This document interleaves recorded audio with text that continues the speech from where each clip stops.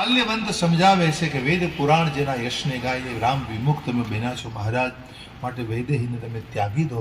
અનેક પ્રકારે સમજાવવાની કોશિશ કરી. રાવણે તરત જ માલ્યવંતને પાટું મારીને અપમાનિત કરીને ત્યાંથી ભગાડી મૂક્યા. અપમાનિત કરકે વહાં સે ભગા દિયા.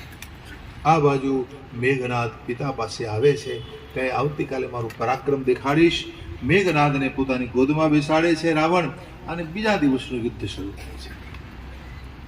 બીજા દિવસના યુદ્ધનો આરંભ થાય છે. ગોસ્વામીજી લખે છે, મેઘનાદ લડવા માટે આવ્યા. કહા હે દોનો ભાઈ પુકરાતા દ્રોહી, કહા હે અંગદ હનુમાન. આમ ભયંકર યુદ્ધનો આરંભ થાય છે. ફરીથી રથ અને સારથ જઈ અને બ્રાહ્મણી સાથે યુદ્ધનો આરંભ કરે છે. મેઘનાદે માયાનું સર્જન કર્યું એટલે કપિવરો બધા અકુલાયા છે માયાને કારણે. એક બાણથી ભગવાને એની માયા કાપી નાખી. રામની આજ્ઞા માગી લક્ષ્મણજીએ. लक्ष्मण जी ने कहा कि भैया मुझे आज्ञा दीजिए. और आयसु मागी राम पही अंग दादी कपि साथ लक्ष्मण चले क्रुद्ध होई बाण सरासन. हाथ में धनुष बाण लेकर लक्ष्मण जी आगे आए. छत जनयन उर्बाहु विशाला.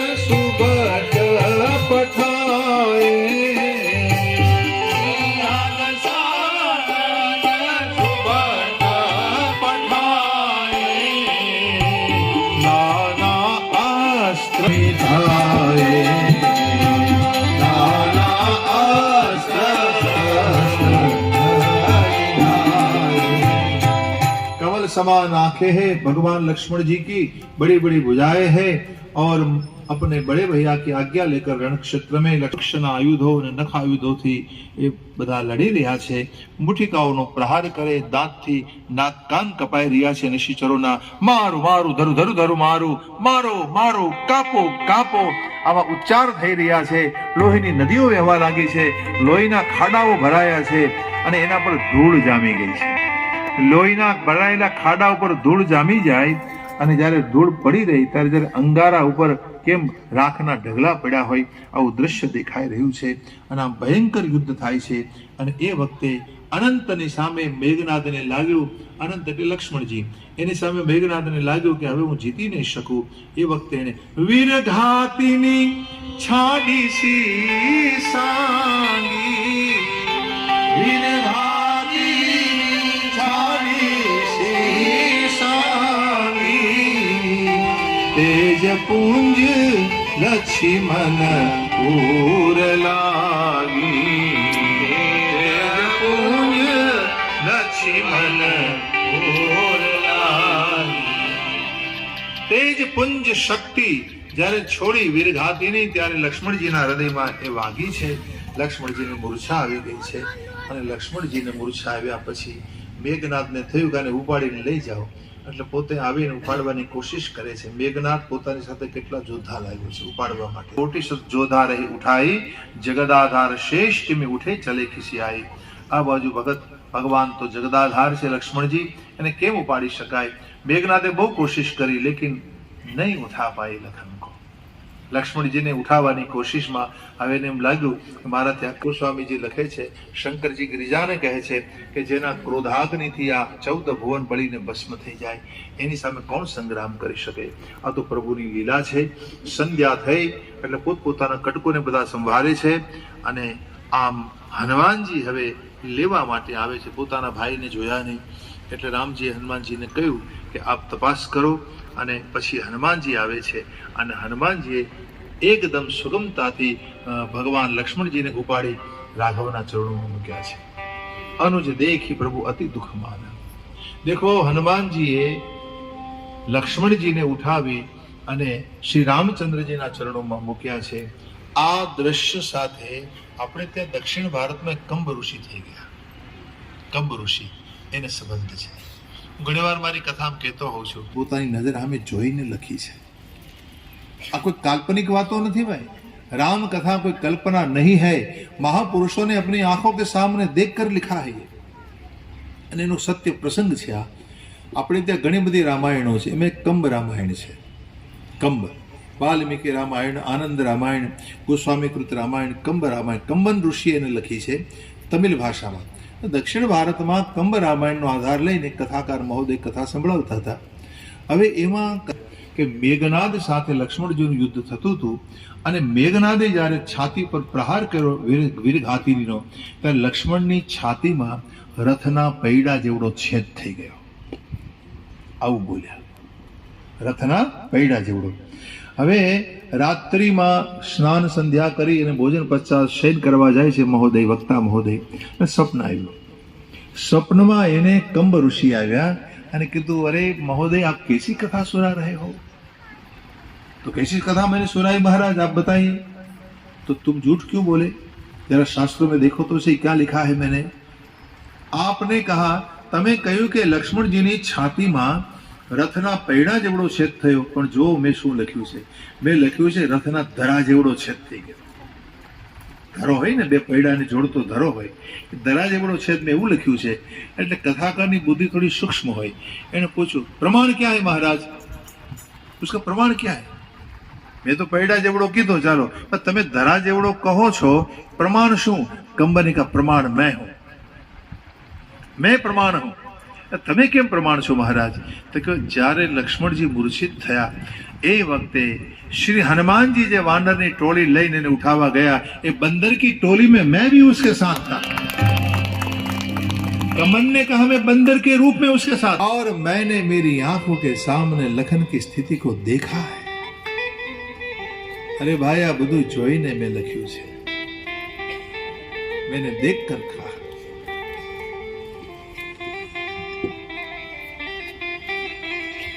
अच्छा महाराज, आपने देखकर लिखा है? हाँ, मैंने देखकर लिखा है. मैंने उस समय ऐसा पराक्रम दिखाया तो राघव प्रसन्न होकर मुझे कहने लगे कि जाओ, तुम कली काल में एक ऋषि बनेगा. कलयुग की शुरुआत में तू ऋषि बनशे और तू मेरी राम कथा लिखना, तेरी रामायण सब गाएंगे. और मैं कलयुग में कंबन ऋषि बनकर आया और मैंने ये राम कथा लिखी है. महोदय आप देखिए तो सही, मैंने क्या लिखा है कथा. आ कंबन ऋषि ना जीवन की सत्य घटना है. कहने का भाव यह है कि महापुरुष अपनी आंखों के सामने सब कुछ देखकर लिखते हैं. ये लीला दर्शन करते हैं. लीला श्रवण, लीला दर्शन और लीला प्रवेश. तो ये घटना के साथ ये बात जुड़ी हुई मैंने आपको सुनाई. હવે ભગવાનને જ્યારે સામે મૂક્યા છે, જામવંત કહે છે કે કોઈ વેદને લાવવા જોઈએ. સુષેણ વેદને ઉઠાવીને લાવવામાં આવે છે અને ઘર સહિત હનુમાનજી લાવ્યા છે. આને ભવન સમેત તુરંતા. और મહારાજે નિદાન કરીને કહ્યું કે કોઈ ગિરી ઉપરથી ઔષધિ લઈ આવે. કહા નામ ગિરી ઔષધિ, દ્રોણગીરી પહાડ ઉપર જઈને કોઈ ઔષધિ લાવી આપે તો આ કાર્ય થઈ શકે. બીજી બાજુ હનુમાનજી જવા માટે બિલકુલ તૈયાર છે. રાવણને સમાચાર મળે છે. એમણે કાલનેમી નામના અસુરને કહ્યું કે તમે વિઘ્ન કરો, મારુતસુત જઈ રહ્યા છે, પવનસુતને તમે માયા રચી અને એને રોકવાની કોશિશ કરો. આ બાજુ એમણે એક ઋષિનું રૂપ ધર્યું, માયાથી બાગ બગીચાઓ બનાવ્યા છે. હવે હનુમાનજી ઉડતા ઉડતા ત્યાં પહોંચ્યા, તેને તો વિશ્રામ લઈ લેવા કોઈ આશ્રમ જેવું લાગે છે, એટલે પોતે નીચે ઉતર્યા અને એમને આશ્રમમાં પ્રવેશ કર્યો. પેલા કપટ ઋષિ લઈ કપટ રૂપ ધરી ઋષિ બનીને બેઠો હતો. એટલે એને બધી ભવિષ્યવાણી કરવા લાગી કે ભાઈ રામ રાવણ કે बीच युद्ध हो रहा है और जीती हई राम या संशय या तो भगवान राम જીતવાના છે, કોઈ શંકા નથી, મેં દેખ रहा हूं. આમ પોતે પ્રભાવ दिखाड़वानी कोशिश करे छे.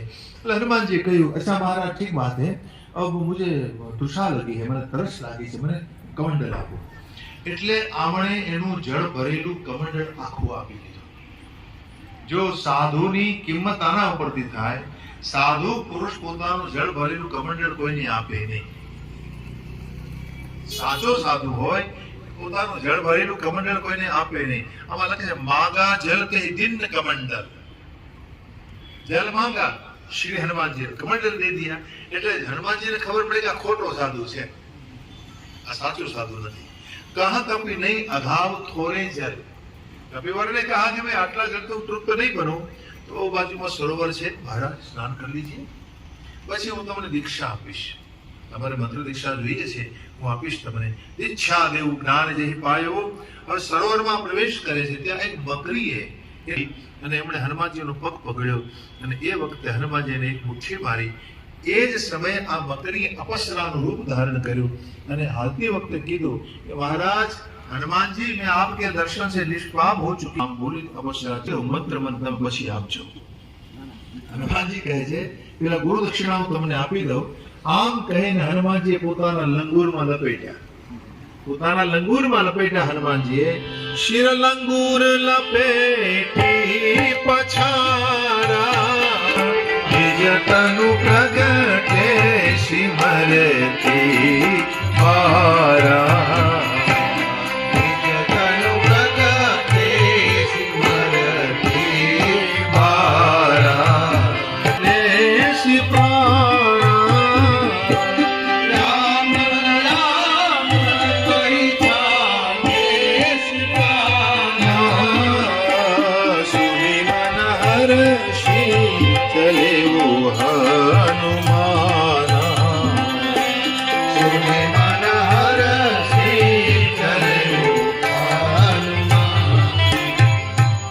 अपने लंगूर में लपेट कर पछाड़ा और प्राण जब निकल गए उस समय राम राम बोलता रहा. हनुमान जी हर्षित हो गए. अच्छा चलो तेरा उद्धार हो गया. और आगे बढ़े हनुमान जी. वहां शेल के पास पहुंचे, औषध का चिन्ह नहीं पाया. उठा लेता हूँ और सहसा कभी उपारी गिर लिन्हा. श्री हनुमानजी आखा पहाड़ने उठाव्यो छे. हाथમાં ઉપાડીને જ્યાં અવધની નગરી ઉપરથી નીકળે છે તો ભરતજી એને જુએ છે.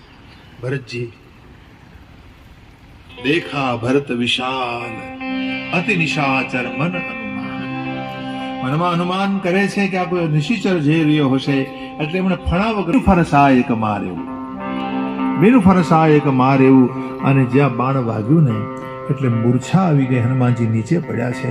રામ राम रघुनायक हम एकदम स्मरण करे छे और भरत जी पास में गए. भरत जी का मुख मलिन हो गया. भरत जी ની આંખમાંથી આંસુ આવ્યા છે.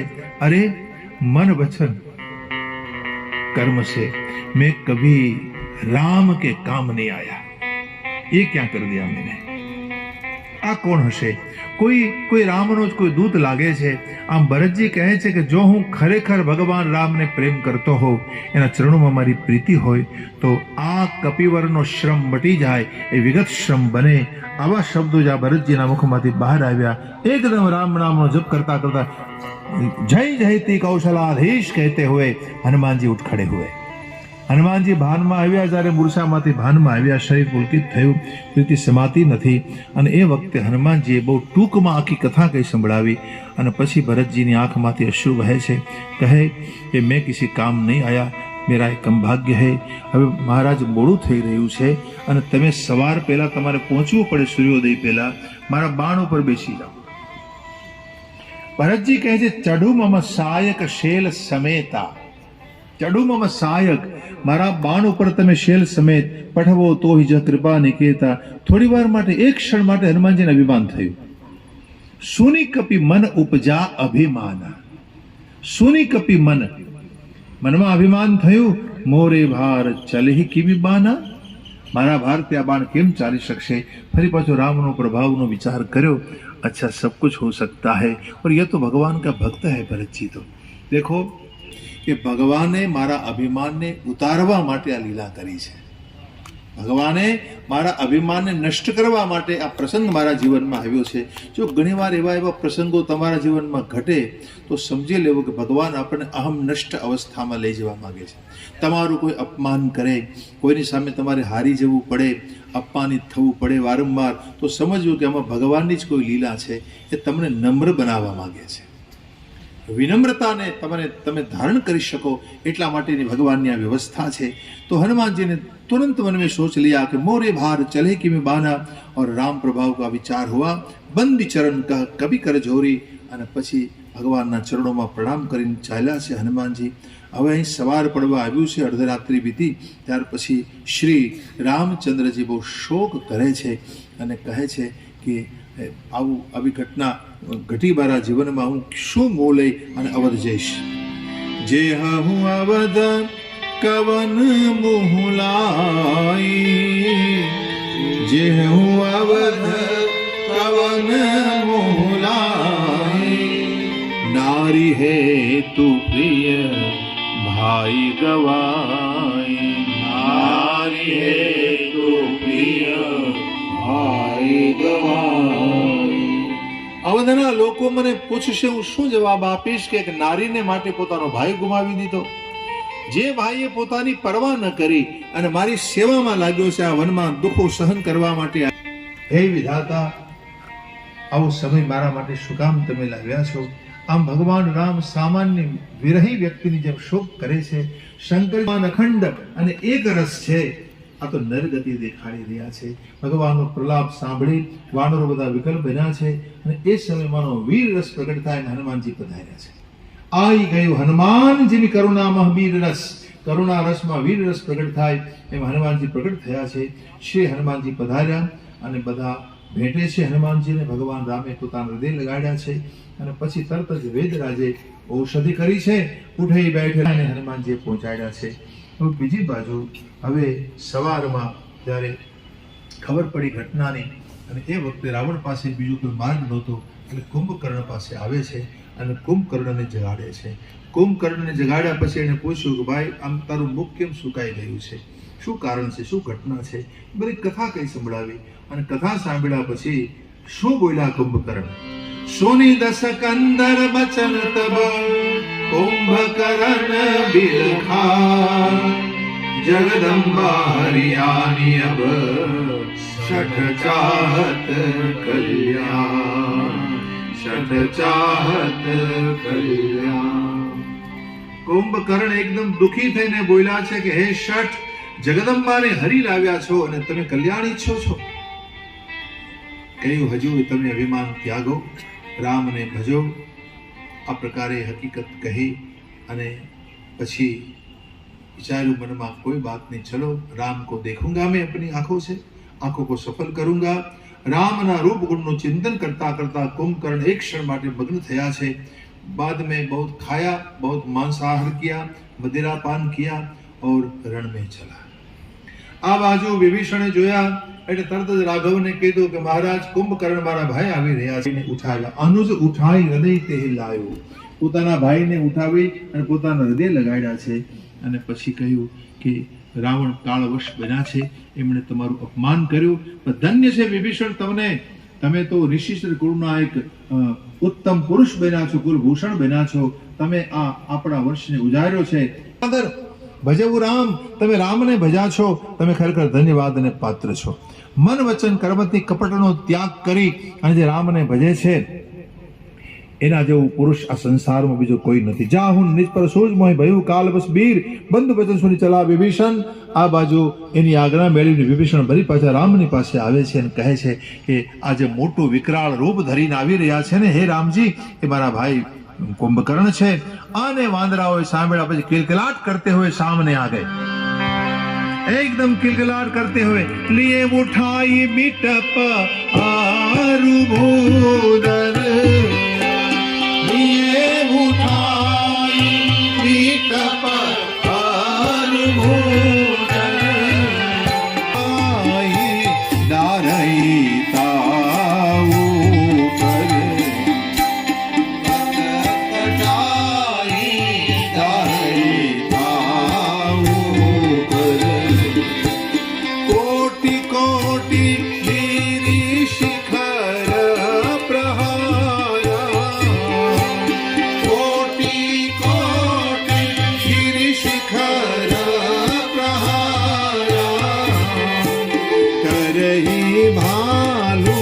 पर एक एक बारा करही भालू कपी एक